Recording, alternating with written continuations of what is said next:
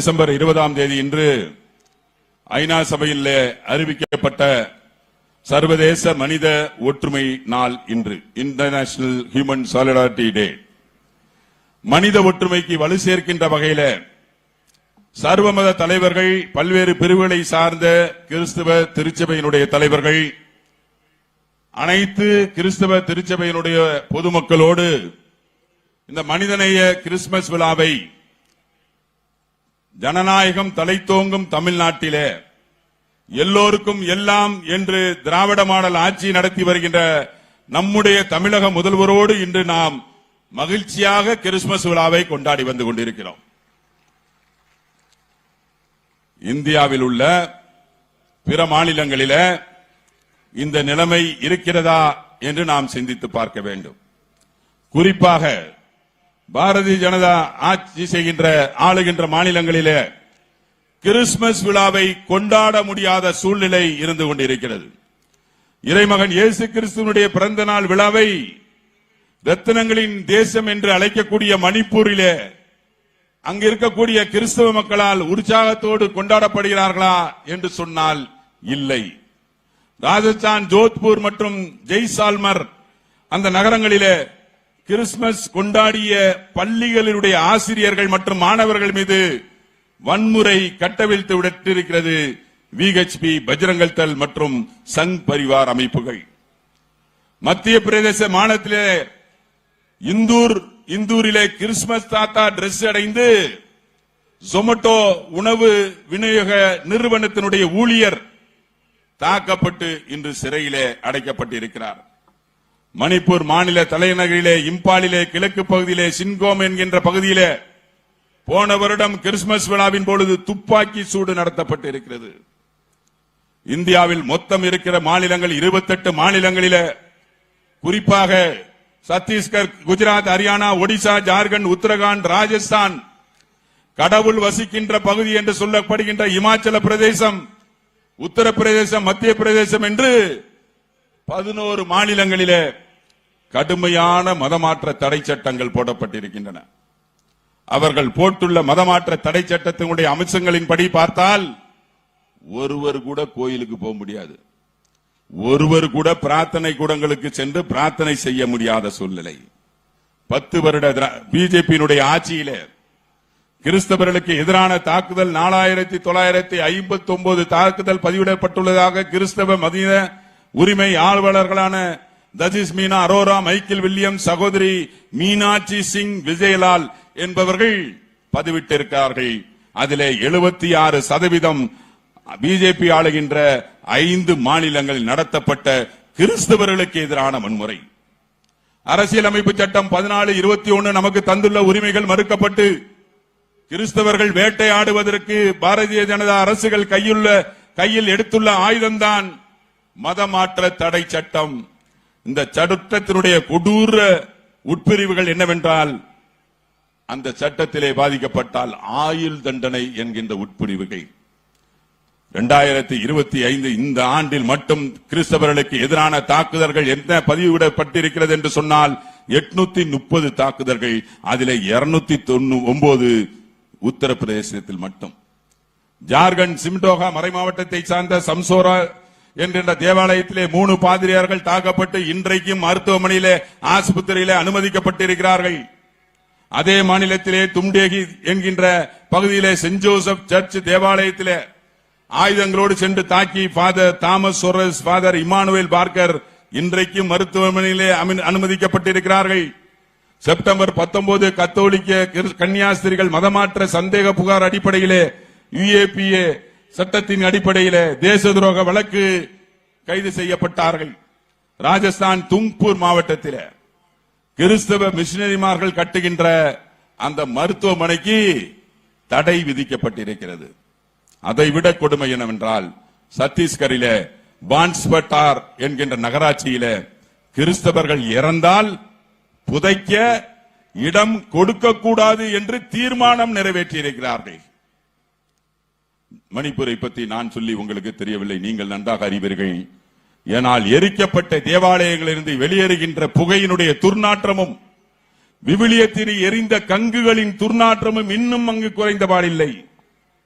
ஒரு நாட்டிலே பெரும்பான்மை சமூகம் வாழுகின்ற இடத்தில் சிறுபான்மை சமூகம் அனைத்து உரிமைகளையும் பெற்று மகிழ்ச்சியோடும் அச்சமின்றி வாழ்வதுதான் பாதுகாப்பு. ஆனால் இஸ்லாமியர்களும் கிறிஸ்தவர்களும் ஒருவித பயத்துடன் அச்சத்துடன் வாழ வேண்டும் என்று மதவெறி மதவெறுப்பு மதம் தொடர்பான பிரச்சனைகளை அரங்கேற்றி பாதுகாப்பில்லாத சூழலை உருவாக்கி வருகிறார்கள் சில அமைப்பினர்.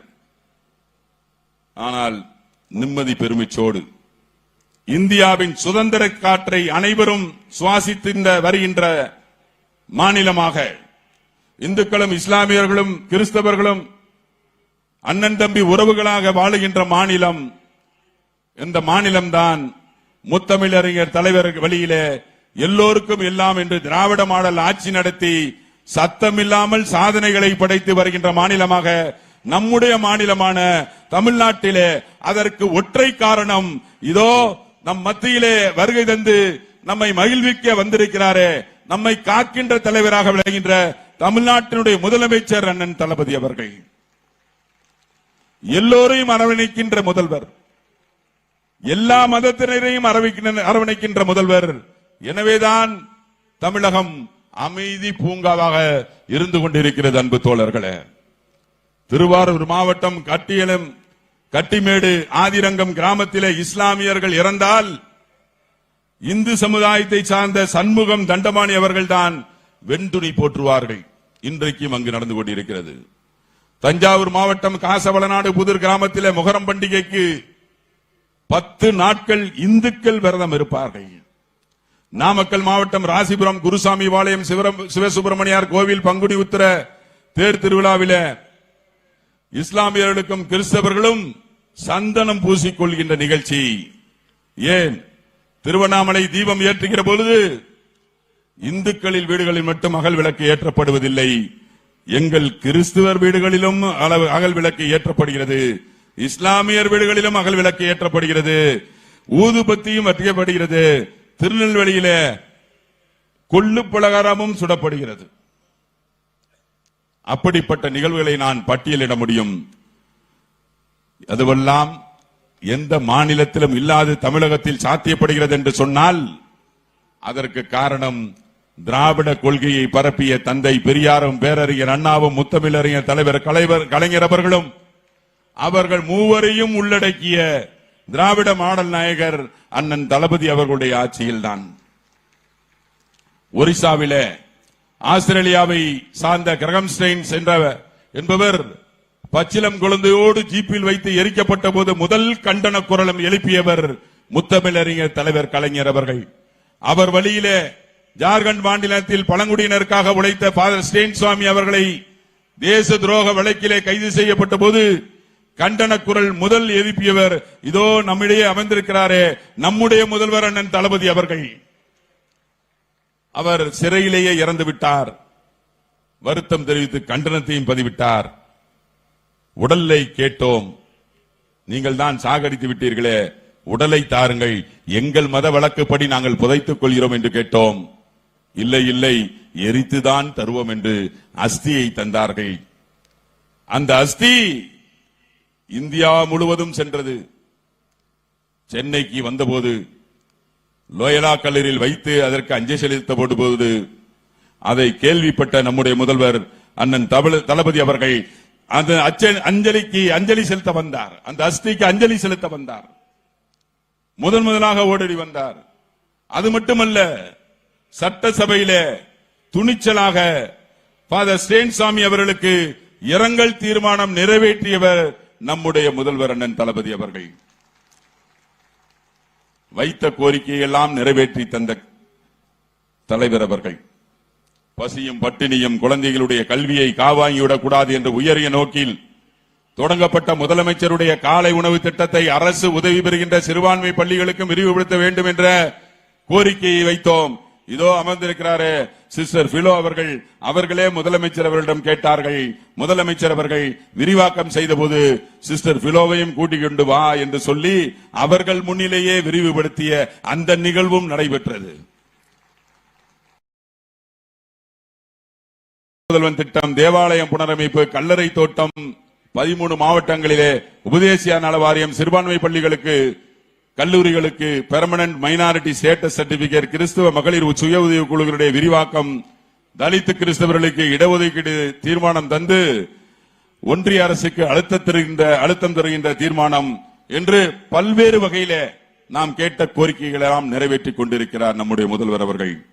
உலக தலைவராக, கத்தோலிக்க திருச்சபையினுடைய தலைவராக விளங்கிய போப் பிரான்சிஸ் அவர்கள் இறந்த செய்தியை கேள்விப்பட்டவுடன் சட்டமன்றம் நடந்து கொண்டிருக்கிற வேளையில மாண்புமிகு அமைச்சர் அண்ணன் SM நாசர் அவர்களையும் என்னையும் மறைந்த போப் பிரான்சிஸ் அவர்களுக்கு தமிழ்நாடு அரசின் சார்பாக இறுதி அஞ்சலி செலுத்தி வைத்தவர் நம்முடைய முதல்வர் அண்ணன் தளபதி அவர்கள். உலகம் முழுவதும் இருந்த எல்லா நாடுகளிலும் வந்தார்கள், இறுதி அஞ்சலி செலுத்தினார்கள். இந்தியாவில் இருக்கக்கூடிய 28 மாநிலங்களிலே தமிழகத்தில் இருந்து மட்டும்தான் அஞ்சலி செலுத்த சென்றோம் என்பதையும் நான் இந்த நேரத்தில் தெரிவித்துக் கொள்ள விரும்புகின்றேன். இப்படி எங்களை பாதுகாக்கின்ற அரணாக உள்ளீர்கள் அன்பு தலைவர் அவர்களே. சிலர் பெயரளவில கிறிஸ்தவர்களாக இருக்கலாம், பெயரை வைத்து நமக்கு அரணாக இருப்பார்கள் என்று நாங்கள் எந்த சூழ்நிலையும் எந்த யாரையும் கற்பனை செய்யவில்லை. யாரால் அனுப்பப்பட்டு, எந்த சங்கி கும்பலால் அனுப்பப்பட்டு இங்கு அரசியல் சிறுபிள்ளைத்தனம் செய்கிறார்கள் என்பதை நாங்கள் நன்றாக அறிவோம். மாண்புமிகு தளபதி அவர்களே, மக்களோடு மக்களாக வாழ்கிறீர்கள். ஏதாவது ஒன்று என்றால் முதல் ஆளாக களம் காணுகின்ற முதல்வராக எங்களை பாதுகாத்து வருகிறீர்கள். சிறுபான்மை மக்களுடைய இதய சிம்மாசனத்திலே நிரந்தரமாக குடியிருக்கிறீர்கள். யாராலும் அந்த இடத்தை நிரப்ப முடியாது என்பது தலைவர் அவர்களே. சமீபத்தில் கூட திருப்பரங்குன்றம், திண்டுக்கல், கன்னியாகுமரி ஆட்டத்திலே இந்துக்களுக்கும் சிறுபான்மையினருக்கும் எப்படியாவது மத மோதலை ஏற்படுத்திவிட வேண்டும் என்று தூண்டுவதற்காக திட்டம் தீட்டி சதி கும்பலை மிக திறமையாக கையாண்டீர்கள். ஒட்டுமொத்த தமிழகமும் உங்களை பார்த்து வணங்குகிறது அன்பு தலைவர் அவர்களே. மத கலவரத்தை உருவாக்காமல் செய்த பெருமை நம்முடைய மாண்புமிகு தமிழ்நாட்டு முதலமைச்சர் அவர்களை சேரும். பிரச்சனைகளுக்கு சமத்துவம், மதவிலக்கு, சட்டம் ஒழுங்கை பாதுகாத்த பெருமை முதலமைச்சர் அவர்களை சாரும். இதையெல்லாம் பற்றி ஒரு வார்த்தை கூட பேசாமல் எப்படியாவது ஆட்சிக்கு வர வேண்டும் என்கின்ற அந்த தோரணையிலே சங்கி கும்பலால் அனுப்பப்பட்டவர்கள் என்பதை நாங்கள் நன்றாக அறிவோம். ஒட்டுமொத்த சிறுபான்மை சமுதாயமும் என்றைக்கும் உங்களுக்கு நன்றி கடனாக இருப்போம் என்பதை உறுதி கூறி மாண்புமிகு தமிழ்நாட்டு முதலமைச்சர் அவர்களை மீண்டும் வருக வருக என அன்போடு வரவேற்று மேடையில் அமைந்திருக்கிற ஆயர் பெருமக்கள், பெரியோர்கள், அமைச்சர் பெருமக்கள், வருகை தந்திருக்கிற எனதருமை கிறிஸ்தவ சொந்தங்கள், தமிழ் சொந்தங்கள், உங்கள் அனைவருக்கும் மீண்டும் கிறிஸ்துமஸ் நல்வாழ்த்துக்களையும் புத்தாண்டு வாழ்த்துக்களையும் தெரிவித்து வாய்ப்புக்கு நன்றி கூறி விடைபெறுகின்றேன். நன்றி, வணக்கம். நன்றி ஐயா. இன்றைய கிறிஸ்துமஸ் பெருவிழாவை மகிழ்ச்சியுடனும் விழா கோலத்துடனும் தொடர வரவேற்பு நடனம்